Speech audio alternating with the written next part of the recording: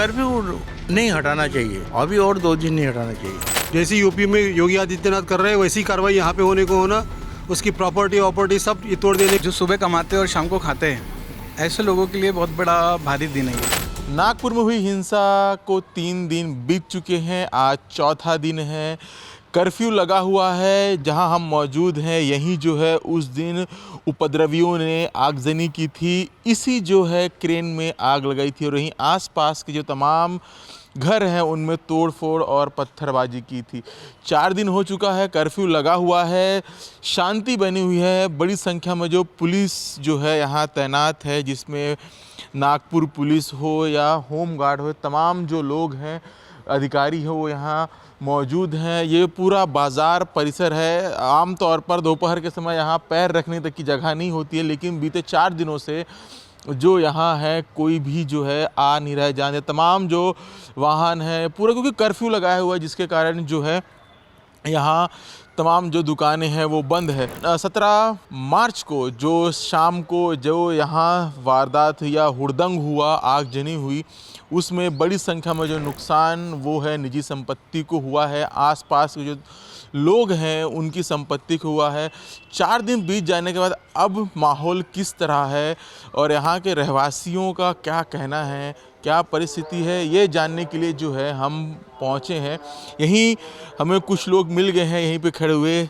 सबसे महत्वपूर्ण बता दें कि जो ये लोग हैं जिस समय ये हिंसा हुई और आगजनी हुई वो भी यहीं मौजूद थे। इनसे बातचीत करेंगे कि उस दिन क्या हुआ था और बीते 4 दिनों में अब उनका क्या कहना है। पुलिस की कार्रवाई जिस तरह हुई है और जिस तरह से तमाम जो उपद्रवी हैं उन्हें पकड़ा जा रहा है, उनको लेकर इनका क्या कहना है। काका, आपका नाम क्या है पहले बता दीजिए। किशोर चिमुरकर। आपका रहना यहीं है? हाँ, यहीं पे है मेरा, ये बरहानपुर के बाजू में कांग्रेस भवन के बाजू। मतलब ये जो क्रेन है उसके जस्ट बाजू वाला ट्रेन के बाजू में ही है मेरा मकान। उस दिन जो जो समाज कंटक आए थे उन्होंने पेट्रोल बम वगैरह फेंके और ये जो जेसीबी है इसको जलाया। उसका जो स्मोक आ रहा था उसके कारण यहाँ पे रहना मुश्किल हो गया था। पूरा घर में स्मोक हो रहा था, यानी घर में एयर के जगह स्मोक में रह रहे ऐसी कंडीशन हो गई थी। जब ये पूरी हिंसा हुई आप यहीं मौजूद थे? हाँ, पूरा मैं यहीं पे था। आपने पूरा वाकया देखा, किस तरह क्या हुआ, कैसे भीड़ जमी, क्या हो गया था काका कि अचानक से भीड़ एकाएक आ गई? वो तो बता नहीं सकते, लेकिन 6 साढ़े 6 बजे से भीड़ आना चालू हो गई थी और बहुत ज़बरदस्त पथराव किया उन्होंने। लाठी काठी लेके थे लोग और उन्होंने पुलिस और प्रशासन के जो आदमी थे उनको भी नहीं छोड़ा, उनके ऊपर ज़बरदस्त पथराव किया। उनको आग बुझाने नहीं दे रहे थे। वो मतलब जो हिंसा कर रहे थे वो पुलिसकर्मियों पे जो हमला कर रहे थे, जो हाँ वीडियो में भी हमने देखा। अब तो हिंसा हुए 4 दिन बीत चुका है, अब किस तरह की परिस्थिति देख रहे हैं, क्योंकि कर्फ्यू लगा हुआ है, तमाम दुकानें बंद है, किसी को ना आने दिया जा रहा है ना किसी को बाहर जाने दिया जा रहा है, तो इसको क्या लेकर कहना है? और जो पुलिस की कार्रवाई चल रही है उस पर किस तरह आप उसको देखते हैं? नहीं, पुलिस ने बहुत अच्छी तरह से हैंडल किया इस सिचुएशन को, नहीं तो बहुत सारे और जनरल पब्लिक जो है वो बहुत इसमें आ जाती थी। पुलिस वालों ने बहुत ही अच्छा काम किया। लगातार जो है यहाँ से लोगों को पकड़ा भी जा रहा है, ठीक है, वो कार्रवाई ठीक लग रही है, क्योंकि नुकसान बहुत हुआ है, तोड़े लोगों घरों में घुस कर पत्थरबाजी की गई। जो भी है उन्होंने पत्थरबाजी नहीं करने को, ना किसी के प्रॉपर्टी को डैमेज करने में क्या मतलब है। तुम्हारा जो भी है मसला वो तुम उधर सॉल्व करो ना। आज तुम्हारी प्रॉपर्टी यदि डैमेज होगी तो उसका क्या होगा, ये सोचने को ना हर आदमी ने। संपत्तियों को नुकसान न पहुंचाए, विवाद को बाहर ही सुलझाएं। आप भी वहीं मौजूद थे, किस तरह करा? अब जो 7:30 बजे यहाँ पे था तो माहौल इतना ज़ोरदार था, यहाँ का पूरा ब्लैकआउट हो गया था, पूरा ब्लैकआउट, एक भी लाइट नहीं थी चालू, सिर्फ ये लाइट चालू था और हमारी इधर की लाइट चालू थी। तो यहाँ से लोग पथराव करते थे, बहुत पथराव करते थे और आंसू दूर छोड़ रहे थे। यहाँ से लोग 400-300-400 लोग यहाँ से भागते थे, यहाँ गली से, ये गली से भागते थे और आते थे और भागते थे और पत्थर मारते थे और ये हो रहा था। ये बात थी वहाँ पे और ब्लैकआउट पूरा था और इसलिए कांस्टेबल लोगों ने इन्होंने मदद बहुत किया हमारे को। पुलिसकर्मी जो यहाँ तैनात थे, कर्मचारी थे, उन्होंने बहुत मदद किया। कहा जा रहा है कि बाहरी लोग थे इसमें जो शामिल, जो तमाम थे कि बाहर से लोग आए थे, यहाँ का कुछ नहीं था बोल रहे पर, लेकिन अपने को मालूम नहीं ना कौन से थे, क्या करते। समुदाय के लोग थे, एकत्र जमा हुए थे वहाँ पे, करीब 400 लोग वहाँ पे इकट्ठा जमा हुए थे 5 बजे से। उधर से इधर से लोग आ रहे थे, उधर से लोग आ रहे थे, बहुत तरफ से लोग आ रहे थे, एक जमा हो गए और जमा होने के बाद नमाज जैसी होगी वो नमाज जैसे ख़त्म होगी वैसे चालू हो गया। तो 4 दिन बीत चुका है अभी भी, लेकिन ये पूरा कर्फ्यू लगा हुआ है, तो उसको क्या किस तरह, क्योंकि लगातार बहुत सारे जो लोग हैं कर्फ्यू हटाने की मांग कर रहे हैं।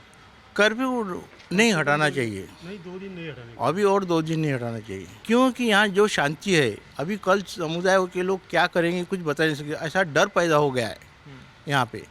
और शिथिल करना है तो शिथिल करो, थोड़ा चलेगा पर लेकिन कर्फ्यू हटाओ मत, शिथिल करो। शिथिल करो, थोड़ी सी कुछ समय ढील, जैसे कि आज भी और कुछ थाना क्षेत्रों में जो है वहाँ 2-2 घंटे की जो रियायत दी गई है। अभी देखो नंदनवन का कर्फ्यू ख़त्म हो गया और कपिल नगर का भी ख़त्म हो गया, 2 तो ख़त्म हो गया 11 में से, अभी बाकी है। तो यहाँ का शिथिल नहीं होना चाहिए, यहाँ से कम होना चाहिए शिथिल।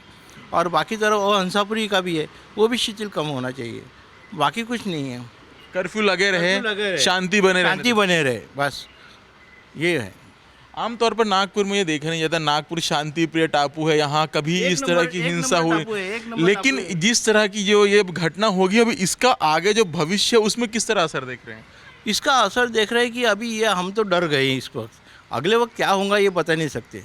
अभी शासन ने उसके ऊपर स्ट्रिक्ट ऑर्डर करना चाहिए, कुछ तो भी करना चाहिए, शासन का ध्यान देना चाहिए इस तरफ। कार्रवाई जिस तरह हो रही है उसको किस तरह देख रहे हैं, क्योंकि बहुत अभी कम से कम 85 लोगों से ज़्यादा जो है जो इसमें शामिल थे उन्हें चिन्हित किया, पकड़ा गया है, जो मास्टरमाइंड था उसे पकड़ा गया है, अपना देशद्रोह का अपना केस दर्ज भी किया है उस पर। उनके ऊपर कड़क कार्रवाई होना चाहिए, यानी सब मालूमात होना चाहिए, कहाँ से आए, किधर से आए, क्या है, क्या हो, इसके बाद में नहीं होना चाहिए, इसलिए उनको स्ट्रिक्ट ऑर्डर देना चाहिए, उनको कोई शिक्षा देना चाहिए, दंड देना चाहिए। योगी आदित्यनाथ जैसा करने को होना एंटी सोशल एलिमेंट है, उनको कोई किसी के धर्म से लेना देना नहीं है, सिर्फ तोड़फोड़ करना, जलाना, यही उनका काम है। गलत कार्रवाई हो, सख्त कार्रवाई हो, जैसी यूपी में योगी आदित्यनाथ कर रहे हैं वैसी कार्रवाई यहाँ पे होने को होना, उसकी प्रॉपर्टी सब ये तोड़ देने को होना, तभी उसको मालूम पड़ेगा कि दूसरे की प्रॉपर्टी का नुकसान कैसे करने से अपने को कैसा आनंद मिलता था। अभी तेरे को आनंद, उसकी यदि प्रॉपर्टी टूटेंगी तो उसको मालूम पड़ेगा कैसा आनंद मिलता उसको। बुलडोजर कार्रवाई, योगी बुलडोजर। यहाँ के रहवासी हैं, इनका कहना है कि कड़ी कार्रवाई की जानी चाहिए और सबसे प्रमुखता उनका कहना है कि अभी भी जो है यहाँ जो कर्फ्यू लगा हुआ है पुलिस को उसमें ढील नहीं देनी चाहिए, जो कर्फ्यू जैसा चल रहा है उसी तरह रखना चाहिए जब तक पूरी तरह शांति ना हो जाए। अभी और भी कुछ लोगों से बात करेंगे और जानेंगे कि आखिर उनका क्या कहना है इस कर्फ्यू को लेकर और जो पुलिस की कार्रवाई है और उन पर उनका क्या कहना है।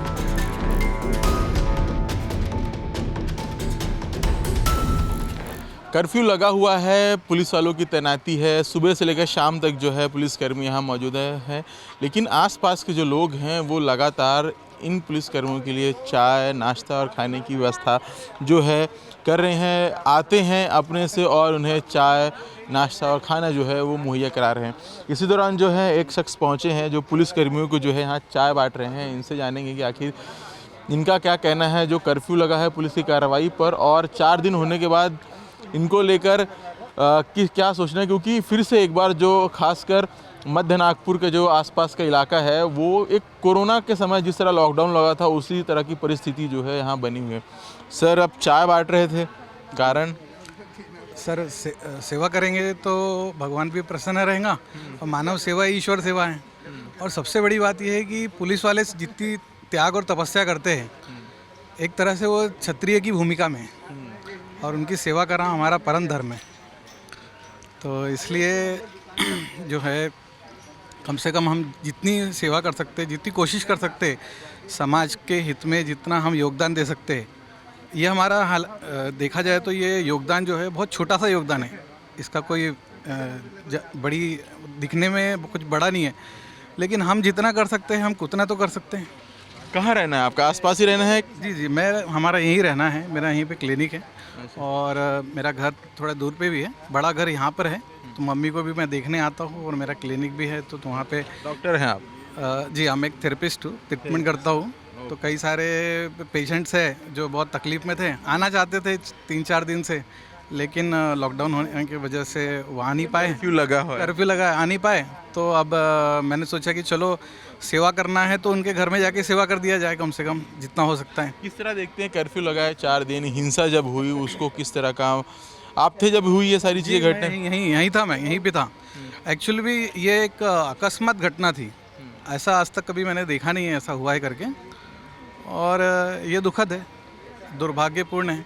ऐसा नहीं होना चाहिए, क्योंकि भगवान ने हमको इस धरती पे भेजा है प्रेम के साथ में रहने के लिए, और अगर हम इस तरह से एक दूसरे पे अत्याचार करेंगे तो भगवान कैसे हमसे प्रसन्न होगा। आपका भी कुछ नुकसान हुआ इसमें? आपकी भी कोई चीज़ें की तोड़फोड़ हुई या कुछ ऐसा?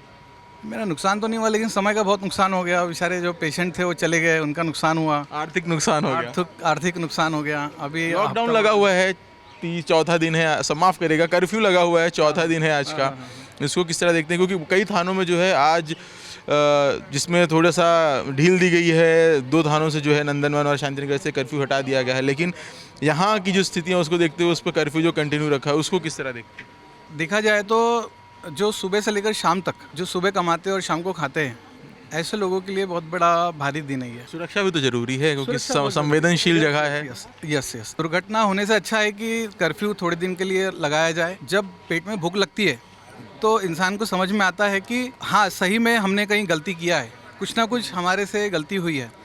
तो समाज के सभी लोगों को एक दूसरे का सहयोग भी देना चाहिए, और थोड़ी जो पनिशमेंट मिलेंगी तो हमारे को आत्मचिंतन का भी एक अवसर मिलेगा, पश्चाताप का भी एक अवसर मिलेगा कि ज़रूर हमारे से कोई ना कोई गलती हो गई है, और उस गलती का पश्चाताप करने के लिए हमारे को थोड़ा सा समय मिल जाएगा आत्मचिंतन करने के लिए। पुलिस की कार्रवाई को किस तरह देखते हैं? अभी 80 से 85 लोग जो हैं पकड़े गए हैं, हिंसा में जो लोग शामिल थे। पुलिस वाले भी इंसान हैं, वो कभी नहीं चाहेंगे कि उनसे कोई किसी के साथ अन्याय हो। जो पकड़े गए हैं वो मौका वारदात पर पकड़े गए हैं। अगर आप वहाँ नहीं रहते और आप लॉ एंड ऑर्डर का पालन करेंगे तो पुलिस वालों को वो काम करने की ज़रूरत ही नहीं पड़ेगी। पहली बात तो जो हो गया, लेकिन हम अब क्या अच्छा कर सकते हैं आने वाले समय में, इसकी हमें चिंतन करना चाहिए। बड़ों को बैठना चाहिए और इसका आत्म मंथन करना चाहिए। जो मनुष्य क्रोध, अहंकार, द्वेष इसके वश में आकर दूसरों को जो तकलीफ पहुंचाता है, तो भगवान कहता है कि वो मनुष्य मुझी को द्वेष करता है, मुझको ही तकलीफ पहुंचाता है। क्यों? क्योंकि ईश्वर सर्वभूतानि, तो भगवान तो सबके हृदय में विराजमान है साक्षात रूप से। तो एक मनुष्य दूसरे मनुष्य को द्वेष करता है या तकलीफ पहुंचाता है, तो वास्तव में वो भगवान को ही तकलीफ पहुंचाता है। तो भगवान को तकलीफ पहुंचाया ना जाए, शांति प्रेम मोहब्बत से रहे। हाँ, और ये याद रखें कि अगर आप किसी का नुकसान कर रहे हैं तो वो नुकसान सिर्फ उसका नुकसान नहीं है, बल्कि उसने ज़िंदगी भर जो मेहनत से कमाया है, रोजी रोटी कमाया है, अपने घर परिवार के लिए जो उसने गाड़ी रखा है, जो उसने धन संपदा जमा किया है, वो इस जीवन की आजीविका के लिए किया है। आप उसको नहीं मार रहे हो, उसके घर परिवार की वो आपने 15 साल 10 साल उसको पीछे कर दिया। तो हिंसा के कारण बड़ी संख्या में जो नुकसान हुआ है उसका ये कह रहे थे कि जिस तरह की घटना हुई वो सही नहीं थी, और एक जो कार्रवाई हो रही है पुलिस की उनको भी जो है इन्होंने, जो लोग हैं उन्होंने सराहा है।